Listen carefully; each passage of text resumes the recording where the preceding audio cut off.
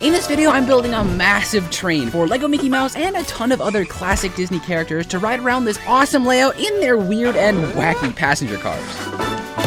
So, LEGO released a new series of collectible Disney minifigures for their 100th anniversary, and while they look amazing, it's all kind of a random hodgepodge of animals, villains, princesses, and whatever this thing's supposed to be. So building one big thing for them all to live in, like I did with the Muppets, wouldn't make much sense. Instead, I'm building a bunch of smaller things in the form of train cars that we can make as unique as we want. So I got this Disney train set that comes with a few examples, like a pirate ship car, Wild West car, and a beach car. But then I realized these are way too small to do anything with, so that's not gonna work. We need something a little bit bigger.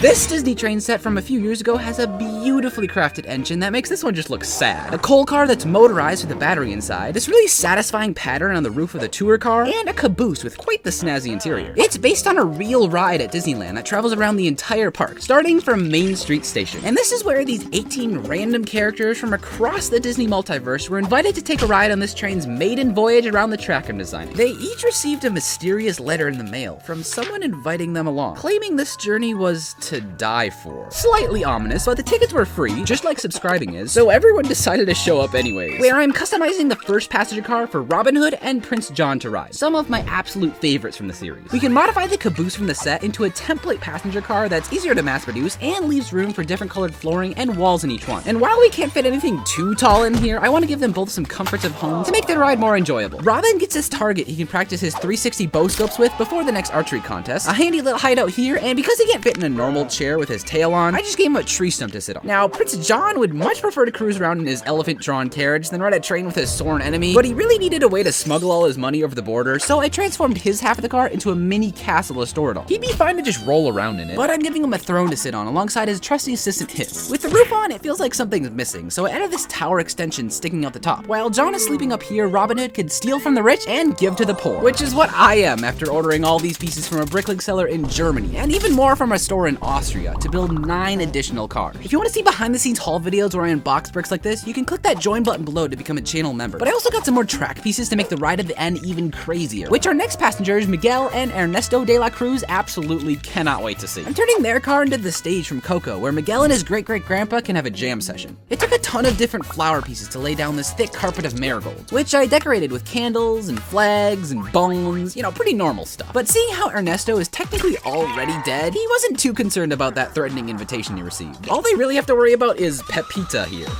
Alright, for this next one, pick a card and comment what it is down below. If you picked the Queen of Hearts, that is correct. I also would have accepted Oswald the Rabbit as an answer because these two figures are sharing this car for some reason. Teal is the closest color to match the flooring of Her Majesty's hat, and I used a lot of tiny leaf pieces to add detail to this big hedge for the wall. Easiest hedge maze ever. Apparently, she also plays croquet using live animals as equipment and enlists playing cards as her soldiers, like the 3 of spades or the base of diamonds. She's forcing them to paint all the white roses on this bush red, or else they get beheaded. She hates the color white with a passion, which may be a problem since Oscar's classic cartoons were all in black and white. He asked if he could just ride on his own trolley, but the railroad authorities wouldn't let him. So I transformed his half the car to basically be a trolley. The Queen of Hearts is furious about it, but we'll put another hedge here so she doesn't just paint the entire side red. We can give him a TV. Wait, that's the wrong color. All right, that's better. A TV with some rabbit ears to watch one of Walt Disney's earliest cartoons. Even earlier than Mickey Mouse, who gets this next car all to himself. He's dressed in his Sorcerer's Apprentice outfit, where he cleans a lair of the wizard Yensid and pours water into his bathtub. Except he's about as lazy as modern Disney writers, so he stole Yensid's hat and conjured arms onto his broom. Actually, 4 arms is probably too many. There we go. Now Mickey can sit back and relax while AI does all the work, and we'll check back later to see how they're doing. But for now, the wind blew in another car for Mulan and Pocahontas. Both these princesses have really beautiful scenery in their historically accurate movies, so I'm turning their car into a forest, with a river running through the middle, cherry blossom tree on this side, and the trunk of Grandmother Willow for Pocahontas. The rest of it will actually be sticking out the roof, but for now let's build some Chinese architecture for Mulan to change into her disguise, and give a few woodland creatures to Pocahontas. Okay, I don't know why that's happening every time I say her name. Oh, you know, that's probably the issue. Not sure how I didn't notice that earlier, but I'm a big fan of this next car I'm building for the Evil Queen and... What on earth just happened? Wait, the Queen of Hearts is missing. She was literally just here. Well, Oswald was taken in for questioning as the prime suspect, but don't worry about any of that. Let's just get back to the car for the Evil Queen and Sleeping Beauty. Once again, sworn enemies sharing the same space for some reason, which is another castle-themed interior where the queen asks her magic mirror who's the fairest one of all. Well, this is awkward. She wants to put Aurora to sleep out of jealousy. So she tried a magic apple, a tranquilizer gun, NyQuil, but nothing was working. So she just tried explaining knitting to her, and yep, that did the trick. I guess we should probably give her a bed so she's not just sleeping on the floor, and add the rest of the castle detail up on the roof. But let's see how Mickey's doing. Looking good. They're gonna keep it up while we... Oh, not again. Oh, man. You know the drill. Take her in, boys. Let's just ignore all that and move on to the next car for Cruella de Vil, who's getting the entire thing to herself based on 101 Dalmatians. Except the figure only comes with 1 Dalmatian, so I literally bought 100 more of them to just completely fill the car. We'll need names for every single one of these guys in the comments, by the way, so get on that while we move on to the next. All right, this is getting absurd. Now they're arresting Pocahontas. But just forget about whatever is going on here. This next car is going to be ASMR, but calm us all down. Tiana and Dr. Facilier are sharing this one that's looking kind of like the Bayou of New Orleans with plants and gators and fireflies and frogs. Not quite 101 of them, but still a lot. Dr. Fauci turned some random guy into a frog inside his magic swamp hut here, and he can only change back by kissing Tiana. Perfect. We only have a few more... Okay. We only have a few more cars to go, and I think Pinocchio and Jiminy Cricket are going to hate this next one that isn't made to look like Geppetto's workshop. There aren't a lot of clocks everywhere that all give different times for some reason, nor is there a work table where he makes things. I definitely did not buy this $20 Duplo set just to get this giant whale that can't swallow them all whole. You should not subscribe if you're enjoying this video, and Disney live-action remakes are good.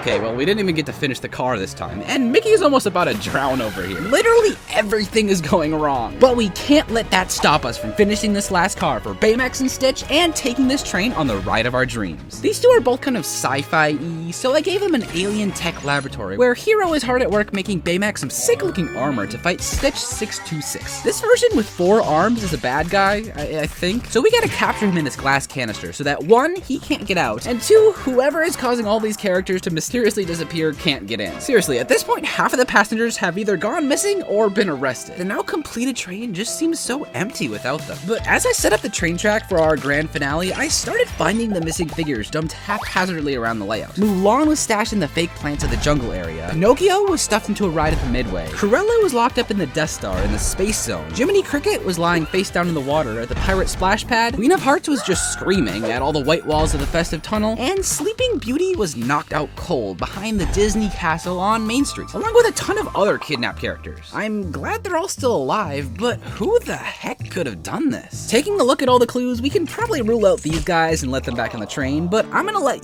you guess who the culprit is in the comments below while we take this train on the ride of a lifetime.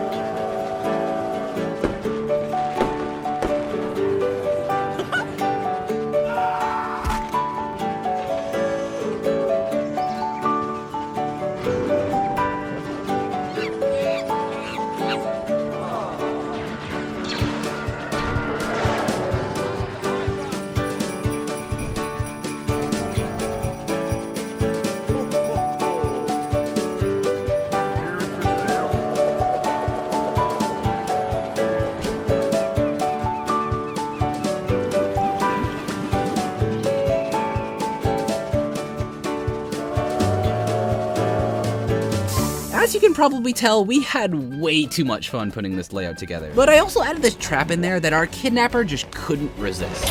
Now let's see who this crook really is. Disney? Who could have guessed it? The company used this train ride as an excuse to gather all these characters into one place, so it could turn them all into soulless CGI cash grabs. And it would have gotten away with it too if it weren't for you watching this, so thank you. With Disney defeated, our train's gonna ride off into the sunset. And if you want to see how we made this crazy layout in more detail, watch this video here.